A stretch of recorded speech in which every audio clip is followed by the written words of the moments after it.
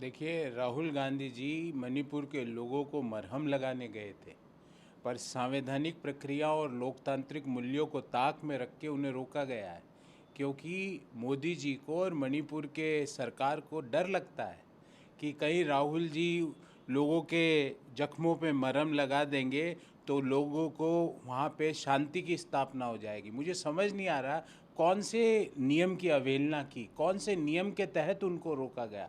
वो तो प्रधानमंत्री तो गए नहीं, प्रधानमंत्री मणिपुर को बाय करके अमेरिका को उन्होंने हाय कर दिया।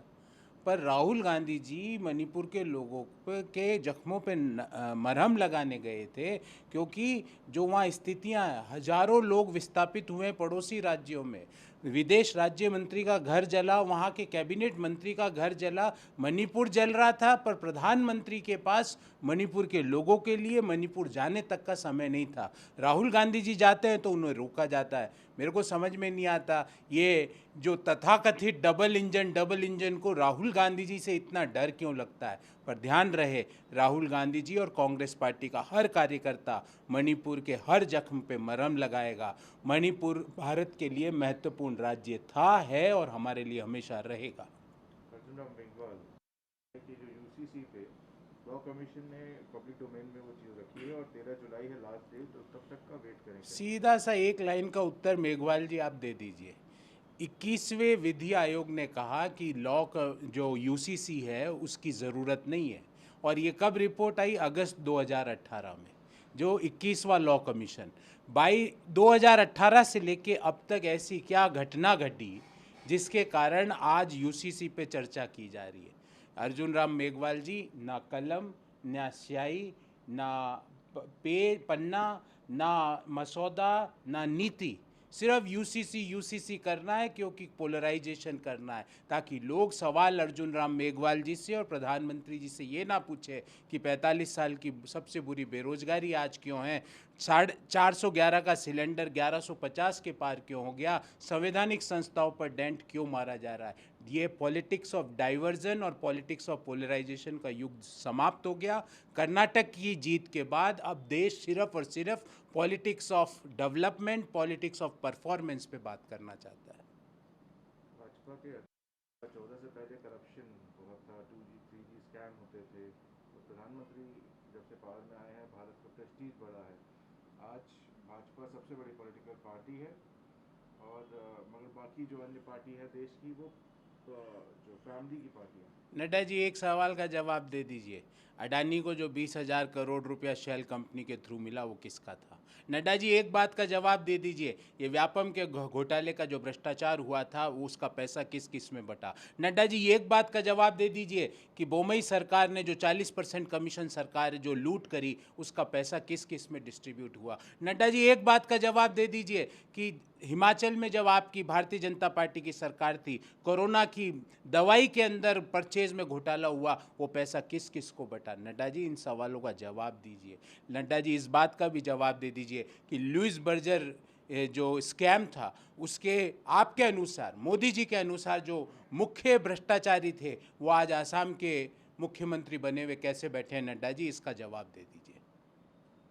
रमन सिंह, टीएस सिंहदेव क्या पढ़ने पे कहा है कि एक झुंझुना पकड़ा दिया गया टीएस सिंहदेव को, इलेक्शन पास में है इसलिए अब भूपेश बघेल को इग्नोर कर रही है पार्टी। रमन सिंह जी बौखला चुके हैं। रमन सिंह जी, पिछली बार से 4-5 सीटें ज़्यादा आएगी, आप ये लिख लेना। 5 सीटें पिछली बार से ज़्यादा आएगी कांग्रेस पार्टी की, क्योंकि यूनिफाइड कंबाइंड लीडरशिप के तहत छत्तीसगढ़ में चुनाव लड़ा जाएगा। छत्तीसगढ़ के लोगों से जो वादा किया था, भले ही वो किसानों की न्याय स्कीम हो, भले ही वो वहाँ के बच्चों के लिए स्वामी आत्मानंद इंग्लिश मीडियम की स्कूलों की स्थापना हो, भले ही वो गाय और पशुधन की जो जो उपज है उसको खरीदने की योजना हो, आज छत्तीसगढ़ एक भारत के डेवलप्ड स्टेट में शामिल हो रहा है धीमे धीमे।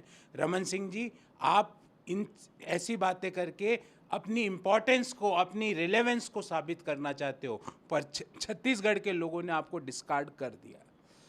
सेक्रेटरी जनरल जो all Manipur union student union है उन्होंने कहा है कि करंट सिचुएशन है मणिपुर में, ये रिजल्ट है पॉलिटिकल ब्लंडर्स जो सक्सेसिव गवर्नमेंट्स ने किया है।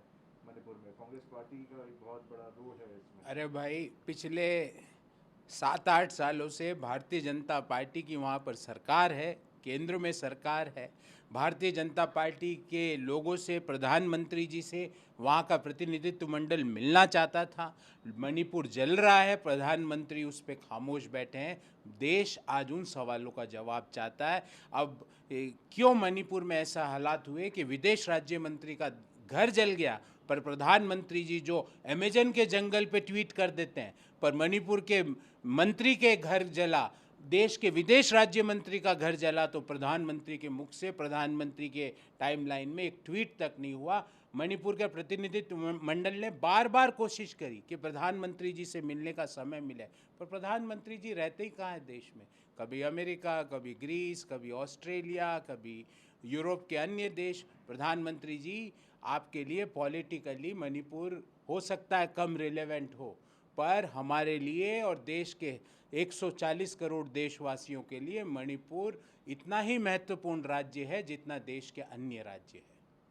सतीश उपाध्याय जो वाइस चेयरमैन है एपीजे अब्दुल कलाम देव ने, क्योंकि औरंगजेब ने डिस्ट्रॉय करने की कोशिश करी इंडियन कल्चर को, और ऐसी कोई भी रोड नहीं होनी चाहिए। भाई, हमारा तो एक ही कहना है कि औरंगजेब का नाम बदलो, पर जेब की तो बात करो कभी, जो सिकुड़ती जा रही है। मध्यम आय वर्गीय परिवारों की जेब पे सिकुड़ती जा रही है महंगाई के कारण, बेरोजगारी के कारण। निम्न आय वर्गीय परिवारों की जेब सिकुड़ती जा रही है। कभी कभार जेब की तो बात कर लो। औरंगजेब औरंगजेब सुबह से शाम औरंगजेब की बात करने वाले लोगों से मेरा अनुरोध है कि जो चाहे करो, पर लोगों की जेब की बात ज़्यादा करो। लोगों का इंटरेस्ट जेब के ऊपर डिस्कशन पे ज़्यादा है, औरंगजेब पे कम है। कि डर्टी पॉलिटिक्स कांग्रेस का अब सामने आ गया है। उनके पास जो फोन पे ट्वीट चला रहे कैंपेन, उसके लिए उनके खिलाफ कोई भी डिफेंस नहीं है।